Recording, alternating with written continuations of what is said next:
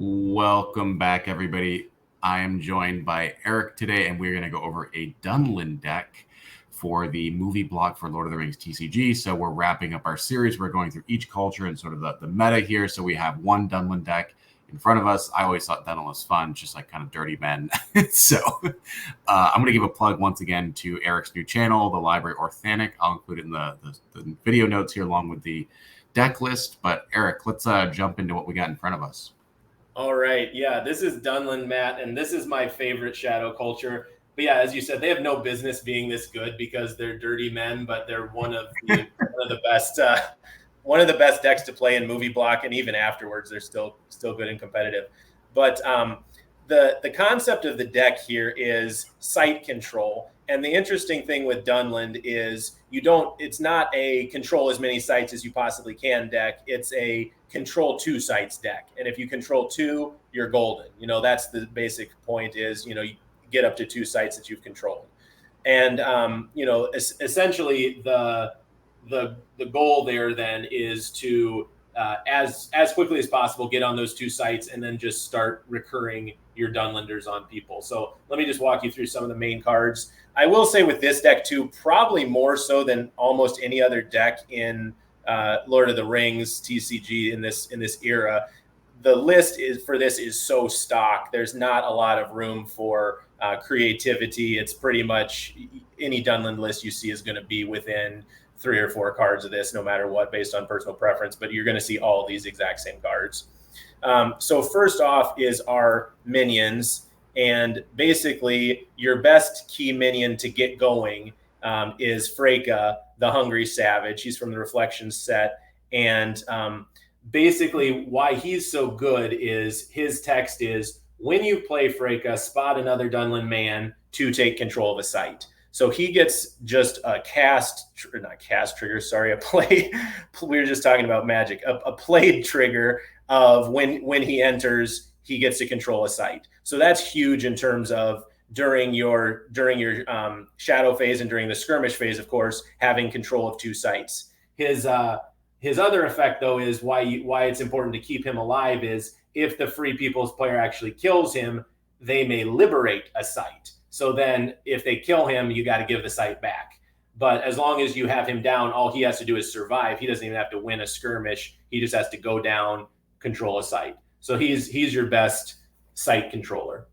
Then the other best site controller for you is the Hillman Tribe.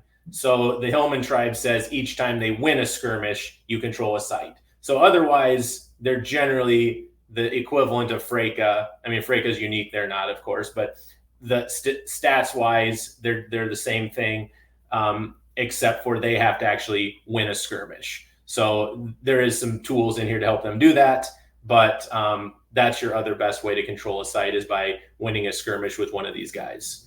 But pretty easy condition, though. Just requirement is just to win a skirmish. The next, you'll see this later on. This is really the point of the deck, is to recur these guys. And this is a crappy common card from the Ents of Fangorn, but it is the Dunland Elder. And it looks so bad because it's like 7 power and looks like not a great card. But then it has this text that just blows you away, which says, while you control 2 sites, this minion is strength +5, fierce, and damage +1. So this is a 12 power fierce damage +1. So it kind of completes the trilogy of what you want in any minion, which is high power, fierceness, and damage +1. So anytime you get that combination, it's a force to be reckoned with. And you obviously have a full play set of 4 of those. And of course, the casting cost on these is just dirt cheap for 2. But that's really why you want to control sites, is so you can play these guys. And you'll see there's going to be a lot of ways to recur these, because obviously you can only play 4, but we're going to want to get them back over and over. Then the last, rounding out the miscellaneous minions, we do have Wulf. He's another good way to take control of a site. Again, another man has to win a skirmish, and then you can exert him to take control of a site, but just a little more site control. And just have 2 of those. And then have 1 Hillman Horde that just has some miscellaneous bonuses when you control sites. That's the only one that does get gradually better the more sites you control. Kind of the only card in the deck that does that. And then you have Saruman, the Rabble-Rouser, who his job is to pump your Dunland men. So I mentioned there's ways to help your Dunlanders win skirmishes. The best way is Saruman, because he just says exert to make a Dunland man strength +2. So you can exert him 3 times to pump the same single guy for a +6 pump. So, I mean, you get one of these down, it's going to be very easy to win the skirmish that you need to win. And then he also has some things about exerting if the fellowship keeps moving, but that's not usually as pertinent. Usually he's just down there to not participate in skirmishes and just be a pump. And then to kind of finish up your skirmish winning package, pump package, the biggest pump that you use is this 0 cost card called Burn Every Village, make a man strength +2, or +4 if you control 1 site. So this is huge. You just get 1 site controlled and suddenly you're playing 0 cost, 4 power pumps. That's huge. So you got a full play set of those. That's also going to be fantastic for winning skirmishes. And you've got a couple war clubs. That's possession control. Not as good for winning the skirmishes just because it's +2 and you have to, play it as a possession during the shadow phase versus a surprise like the skirmish ones. But it really wrecks possessions because if you do win a skirmish, you get to discard 2 possessions of the free peoples. So that's huge for that. Now, getting into the rest of the support cards, the next one, this is what makes this deck work, which is you have all these weak minions, and how do you keep them alive? It's with hides. So we've got of course, full play set there of the hides. And basically the idea with this is the effect is when you play it, you get to draw a card, so it replaces itself. And then in response, if a Dunland man is about to take a wound, you can remove 2 or discard this possession to prevent the wound. So that's where basically if people flood Twilight and give you extra Twilight, every extra 2 Twilight they leave behind is just a wound prevention for you. And I would say with having a full play set of 4 of these, generally you can feel fairly safe in having, if you get an extra copy down and you absolutely have to burn it to keep a guy alive, if that's what it takes to control a site, you absolutely want to do that. So that's the 4 full copies of hides. That's a huge part of the deck. Those are just beautiful. I I covet 1 copy of that for my collection. Yeah, that's like $1,000 worth of cards right there, probably. But don't hesitate. That's, I would say, one of the very few cards in Movie Block that's probably a decently valuable card on its own. That's probably $20 plus for a non-foil version. Yeah, I think that's right. But it's don't buy the foil unless you're crazy, obviously. But the next final bit of this is again, how do you win? How do you make sure you win the skirmishes that you need to do? There's this great card, Over the Isen, which says spot a site you control and remove 2 to assign a man to an unbound companion. So this basically makes sure that you control that second site, because it comes into effect once you control just 1 site.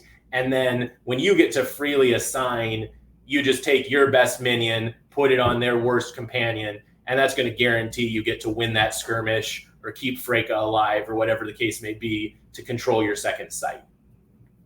And then the last thing here, these are probably the other 3 key cards in the deck. Like I said, you've got your hides to stay alive, you've got your Frecas to control sites, but then this is really the recursion package for your Dunland Elders. So Dunland Elder, again, was that tiny card that turns into an absolute beast when you control 2 sites. So what you're going to do is you have your condition ready to fall, spot 2 sites you control, and remove 2 to play a Dunland man from your discard pile.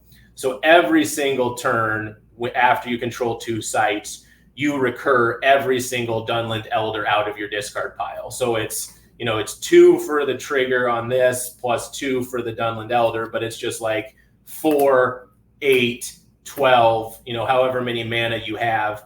All you're playing at that point is Dunland Elders, because you don't care. If you control 2 sites and you put down 3 Dunland Elders, it's 12 power each, damage +1 on each. fierce on each. I mean, that's 6 wounds right there on the first skirmish, and then it's another 6 on the second skirmish. So I mean, it's just absurd.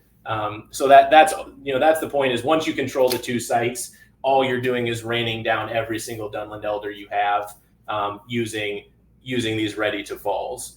And then a backup to ready to fall also can be constantly threatening. You don't even have to control 2 sites for that. Technically, the Free People's player has to double move. And if the Free People's player double moves, then it has the same effect, which is remove 2 to play a Dunland man from your discard pile. So that's really what it's all about, is just controlling those 2 sites, using your pumps and your hides to keep the guys alive so that you can do that. And then once you do that, raining down as many elders as you possibly can repeatedly. So that's the deck.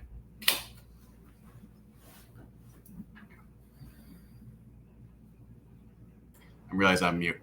Did Freca sort of take the place of Wulf? I used to run Wulf, maybe I've got 2 Wolves in there. What I would say is it's very difficult to make the deck work in like Towers block, because you're just not quite there. You probably have to run like a full play set of Wulf and try to control sites with him.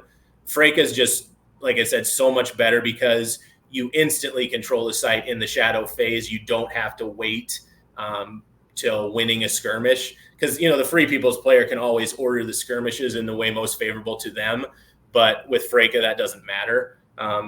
And so yeah, I would say you can try to do this in Towers, but this wasn't a real tier 1 viable deck until Freca came along. Even though all the rest of it was there, he was really the missing piece. That makes sense. Eric, we're finally wrapping this up. I think we got one more to do here.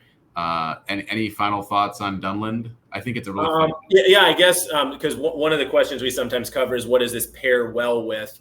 The one thing I would say, when you're playing Dunland in particular, you do not want to pair this with a slow-moving fellowship, because if your fellowship is too slow-moving, it can actually prevent you from controlling sites. Because for people who haven't played site control, you control sites from the bottom of the site path up. And if any characters are still on, and not characters, any pawn markers for players are still on those sites, you cannot control them. So you want to get your butt moving so that those sites are vacant so that you can control them. Makes sense. No, I actually haven't really played site control stuff. I mean, I've not played the game too much in a long time, but this is a lot of, these are great ways to relearn all the rules. Well, thanks for covering this. And folks, let us know thoughts, like, comment, subscribe, all that stuff. Check out Eric's channel, and we'll see you everybody next time.